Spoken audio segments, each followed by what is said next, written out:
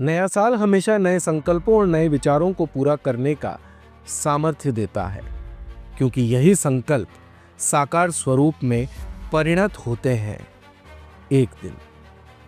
Lok Sabha speaker Om Birla ने अपने संसदीय क्षेत्र कोटा बूंदी सहित पूरे हाड़ौती संभाग को केंद्रित करते हुए जब विजन 2025 की संकल्पना रखी, तो इस मौके पर उन्होंने नए वर्ष की शुभकामनाएं भी प्रेषित की। उन्होंने कहा कि नया साल नए संकल्पों और नए विचारों को पूरा करने का सामर्थ्य देता है। नया वर्ष नए संकल्प के साथ, नए विचारों के साथ हम देश और प्रदेश को आगे बढ़ा सकें और जो संभावना है विकास की, उस विकास की संभावनाओं के अंदर हम सबका सामूहिक प्रयास, ये 2025 भारत के लिए, प्रदेश के लिए नया संकल्प का वर्ष हो। जन भागीदारी बने, जन सहयोग बढ़े, समाज के हर व्यक्ति देश और प्रदेश को आगे बढ़ाने में अपना सहयोग करे, ताकि सामूहिक प्रयासों से हम देश और प्रदेश की नई प्रगति खुशहाली ला सकें। अपनी लोकतांत्रिक स्मृतियों को साझा करते हुए उन्होंने ये बताया कि साल 2003 से कोटा की जनता ने उन्हें लगातार 2018 तक अभूतपूर्व प्यार और स्नेह विधायक चुनकर और उसके बाद कोटा बूंदी की जनता ने सांसद चुनकर दिया है। इस दौरान उन्होंने भी छोटे छोटे गांव तक की समस्याओं को किस तरीके से हल किया जा सकता है, इसके लिए प्रयास किए और उनकी दृष्टि में हमेशा अंतिम व्यक्ति की समस्याओं का समाधान करना रहा। देश के अंदर हर छोटे छोटे गांव को रोड से जोड़ना, आवागमन के साधन को सुलभ करना, जितने भी गांव हैं उन गांवों के अंदर उप स्वास्थ्य केंद्र और CHC, उसकी कनेक्टिविटी हम मेडिकल कॉलेज से कर देंगे और किसी भी व्यक्ति को बीमारी को उसकी 15 से 20 मिनट में उस तक एम्बुलेंस पहुंच जाए।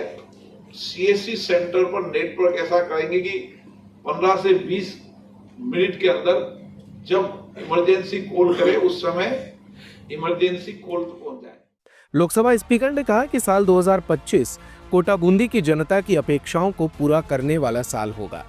इस वर्ष में देश की कोटा से रोड और रेल कनेक्टिविटी बेहतर होने के साथ ही अगले 2 से ढाई वर्ष में कोटा का एयरपोर्ट भी बनकर तैयार हो जाएगा, जिसके बाद कोटा की देश विदेश से एयर कनेक्टिविटी भी सुगम होगी। तो रोड कनेक्टिविटी बेटर है, रेल कनेक्टिविटी बेटर है, एयरपोर्ट कनेक्टिविटी भी विकास की बहुत बड़ी मूल आधार है।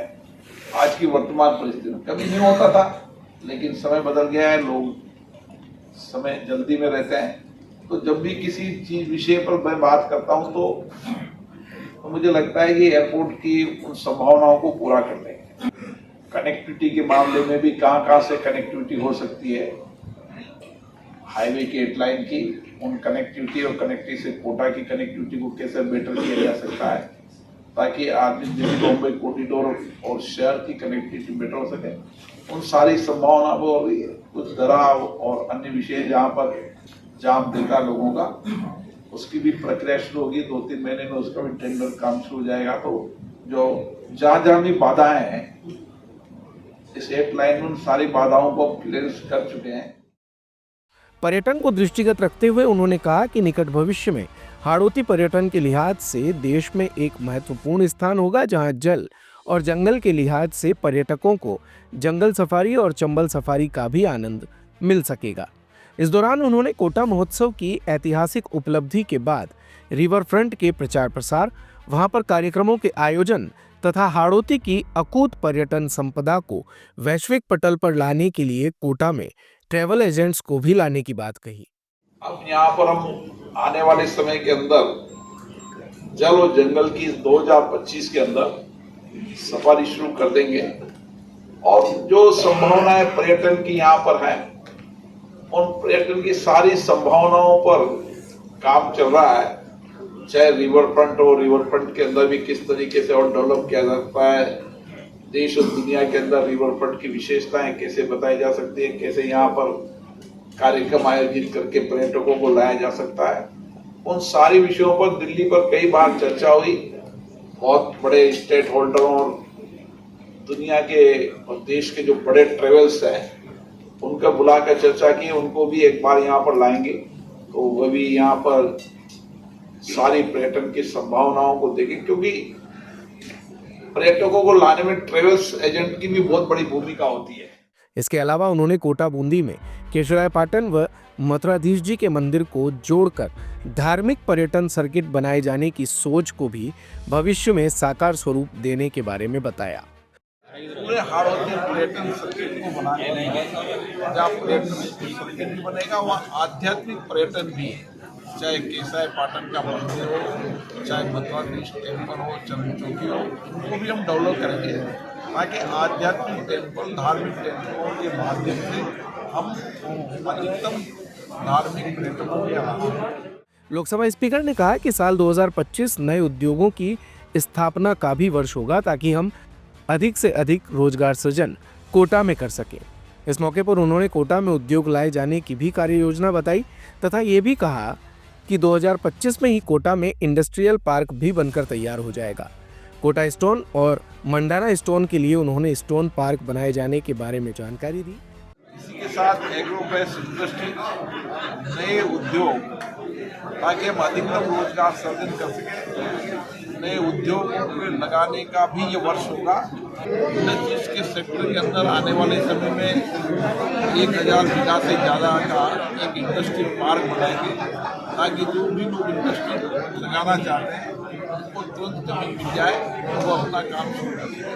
इसी तरीके से एग्रोबेस इंडस्ट्रीज की जो संभावना है उसमें काम करता है। आने वाले समय अन्य एग्रोबेस इंडस्ट्री कोटा में लगेगी। नई फल सब्जी मंडी भी बनाएंगे ताकि फल और हमारी सब्जियों के लिए भी एक बड़ा बाजार हाड़ौती बन सके। चिकित्सा के दृष्टिकोण से शहर के दोनों बड़े अस्पतालों को विश्व स्तरीय चिकित्सा सुविधाओं से युक्त करने के बारे में उन्होंने बताया ताकि हर वर्ग को इनका लाभ मिल सके। लेकिन मेरा दावा है कि 2 साल के अंदर दोनों मेडिकल कॉलेज, एमबीएस और न्यू मेडिकल कॉलेज, प्राइवेट अस्पताल से भी बेटर होंगे। ये मैं विश्वास के साथ कहता हूं कि हाँ के डॉक्टर बेटर है, चाहे कोटेज हो, क्यूबिकल हो, चाहे रोड कनेक्टिव वार्ड हो, सबको गोद देकर एक बेहतरीन हॉस्पिटल बनाएंगे।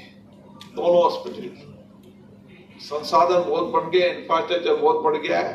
आने वाले समय में कैंसर यूनिट के भी यहाँ तैयार करें और जितने भी मेडिकल संबंधी सुविधाएं हैं उन सुविधाओं को बेहतर करेंगे।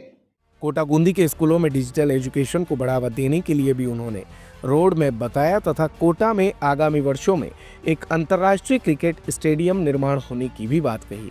इसके अलावा उन्होंने जल, सिंचाई, कृषि, सड़क और अन्य विषयों पर भी 2025 को लेकर लिए उनके संकल्प के बारे में बताया। उन्होंने कहा कि सामूहिक प्रयासों से ही देश प्रदेश में खुशहाली और तरक्की लाई जा सकती है।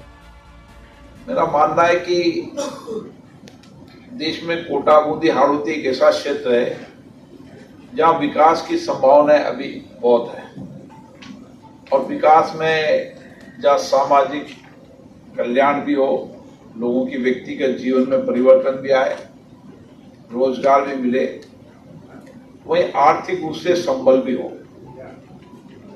और मेरा मानना है कि अभी बहुत संभावना है, हमेशा संभावनाएं बनी रहती है और उस संभावनाओं का आपके सहयोग से कैसे उसको और बेहतर किया जा सकता है, इसके लिए प्रयास करते रहते हैं। लगातार हर विषय ध्यान में आता है उसकी मॉनिटरिंग करते हैं। दिन भर की सारी अपडेट्स के लिए सब्सक्राइब करें भारत कवरेज को और हाँ, बेल आइकन दबाना ना भूलें ताकि आप रहें अपडेटेड हमेशा।